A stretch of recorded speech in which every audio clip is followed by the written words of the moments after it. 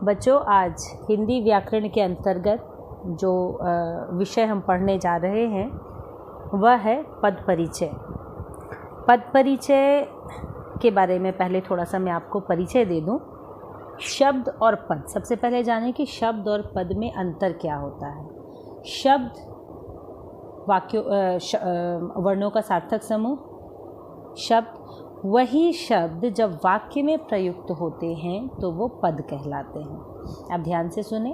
पद अर्थात शब्द का व्याकरणिक दृष्टिकोणों से परिचय कराना।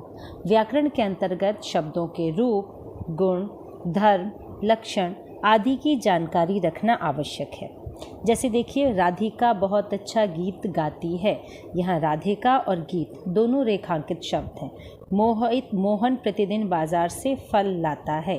मोहन और बाजार से दोनों रेखांकित हैं। हमें इनका पद परिचय देना है। राधिका एक शब्द है जो वाक्य में आकर पद में परिवर्तित हो गया है। अब हमें राधिका के बारे में बात करना है, उसका परिचय देना है। तो हम कैसे देंगे? राधिका जो है वो संज्ञा है। राधिका व्यक्तिवाचक संज्ञा है क्योंकि हमें उसका नाम पता है। स्त्रीलिंग है, एक वचन है। तो इस तरह से हम इनका पद परिचय देते हैं। आगे देखते हैं। किसी वाक्य में प्रयुक्त शब्दों अर्थात पदों पर व्याकरणिक दृष्टि से प्रकाश डालना ही पद परिचय कहलाता है। पद के 8 प्रकार होते हैं: संज्ञा, सर्वनाम, विशेषण, क्रिया, क्रिया विशेषण, संबंध बोधक, समुच्चय बोधक एवं विस्मयादि बोधक। इसमें से संज्ञा, सर्वनाम, विशेषण और क्रिया ये चारों विकारी हैं अर्थात परिवर्तित होते हैं, इसीलिए इन्हें विकारी कहा जाता है। इनके रूप में परिवर्तन होता है। और क्रिया विशेषण, संबंध बोधक, समुच्चय बोधक एवं विस्मयादि बोधक ये अविकारी होते हैं। पद परिचय के लिए मुख्य बातें देखिए। संज्ञा शब्दों के पद परिचय। पहले संज्ञा के बारे में जानते हैं कि जब संज्ञा शब्द का हमें परिचय देना होता है तो हमें किन किन बिंदुओं पर ध्यान देने की आवश्यकता है।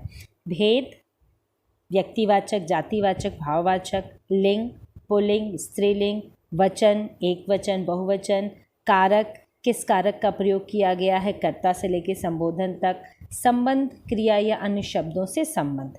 अब यहाँ एक उदाहरण के माध्यम से समझते हैं। परमेश्वर ने चित्र बना लिया। परमेश्वर शब्द का हमें पद परिचय देना है। तो देखिए, परमेश्वर पहले व्यक्तिवाचक संज्ञा है, पुल्लिंग है, एक वचन है, कर्ता कारक है और बना लिया क्रिया का कर्ता है। इस तरह से हमने परमेश्वर शब्द का पद परिचय दिया। सर्वनाम पद परिचय देखते हैं। इसमें हमें भेद बताना है, जो सर्वनाम के भेद हैं उनके बारे में जानकारी देनी है। लिंग, वचन, कारक, संबंध और इसमें एक नई चीज़ हम जोड़ते हैं, पुरुष। केवल पुरुषवाचक सर्वनाम में हम बताएंगे कि उत्तम पुरुष है या मध्यम पुरुष है या अन्य पुरुष है। इसे भी उदाहरण के माध्यम से समझते हैं। जैसे वह गुरुकुल गया।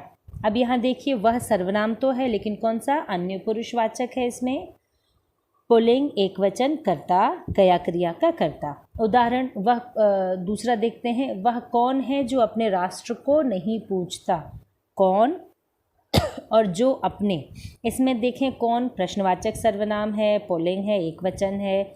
जो संबंधवाचक सर्वनाम है, अन्य पुरुष, पुल्लिंग, कर्ता कारक है।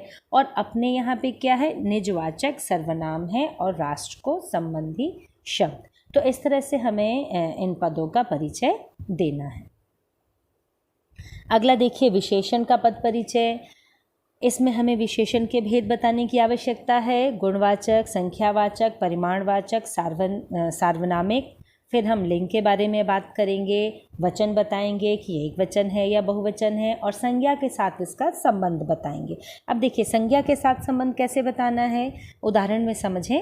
घर में काला कुत्ता बैठा है। काला विशेषता है, विशेषण है, गुणवाचक विशेषण है और कुत्ता क्या है? संज्ञा है। तो संज्ञा की विशेषता बताई जा रही है। तो यहाँ पे हमको संज्ञा के साथ हमने विशेषण का संबंध स्थापित किया और हमने उसका परिचय दिया। आगे देखें, क्रिया का पद परिचय। इसमें आप सकर्मक अकर्मक के बारे में बात करते हैं। प्रेरणार्थक, पूर्वकालिक, संयुक्त और नामधातु की बात होती है। वाच्य बताते हैं हम क्रिया में, क्योंकि वाच्य जो है वो क्रिया से संबंधित होती है। तो क्रिया किसकी वजह से होती है, कैसी होती है, कर्तृ है, कर्म है, भाव है, ये हमें बताते हैं। भूतकाल, वर्तमान काल, भविष्य काल, क्रिया किसके अनुसार हो रही है, पुल्लिंग, स्त्रीलिंग, एक वचन, बहुवचन और वाक्य के अन्य पदों से संबंध। तो इस तरह से हम क्रिया का पद परिचय देते हैं। उदाहरण देखें, पिताजी सो रहे हैं। सो रहे हैं संयुक्त क्रिया, कर्तृवाच्य क्योंकि पिताजी कार्य कर रहे हैं, या कहें तो पिताजी इसमें करता है और क्रिया उनके हिसाब से हो रही है, इसीलिए कर्तृवाच्य। वर्तमान काल, पुल्लिंग और एक वचन। मैंने सोचा था कि मैं उसके लिए कुछ कमाऊं। अब इसमें देखें, सोचा था सकर्मक क्रिया है, कर्तृवाच्य है, वर्तमान काल है, पुल्लिंग है और एक वचन है। तो ये थे हमारे विकारी। अब अविकारी की ओर चलते हैं। तो देखिए, क्रिया विशेषण का पद परिचय। क्रिया विशेषण सबसे पहले जो क्रिया की विशेषता बताते हैं। अब इसमें इसके भी हमको भेद बताना है, रीतिवाचक, कालवाचक, स्थानवाचक, परिमाणवाचक। अब यहाँ पे उदाहरण आप देखें, चुन्नू मुन्नू बाहर गए। तो बाहर का अगर हमें पद परिचय देना हो तो ये क्रिया विशेषण है, स्थानवाचक है और गए क्रिया के स्थान की विशेषता बताती है। अब आप यहाँ पे उदाहरण आप देख रहे हैं, वहाँ, जरूर, जल्दी, इस सब के बारे में बताया गया है कि किस तरह से इनका पद परिचय हमको देना है। अब जल्दी जो है वो रीतिवाचक क्रिया विशेषण है, क्योंकि जल्दी जो है वो ढंग के बारे में बात करता है। तो जहाँ पर ढंग के बारे में बात होती है वहाँ रीतिवाचक क्रिया विशेषण होता है।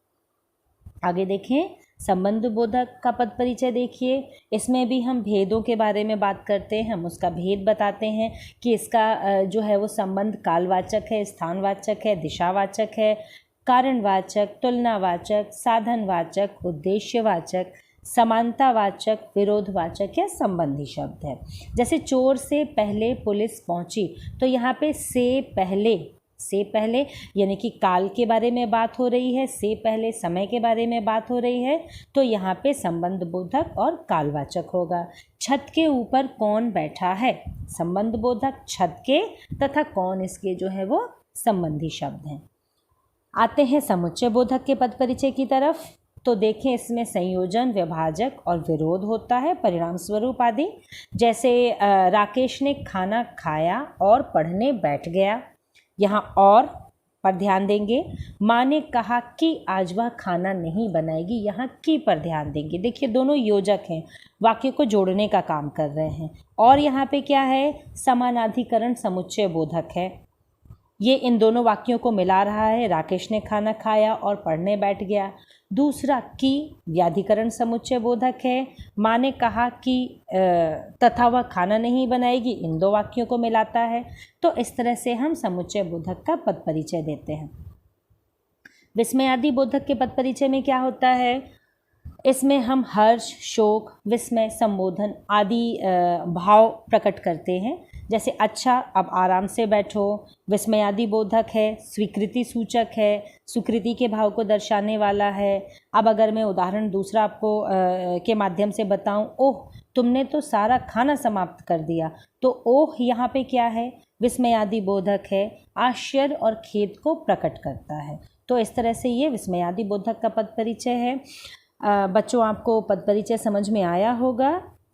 अधिक से अधिक इसका अभ्यास करने का प्रयास करें। धन्यवाद।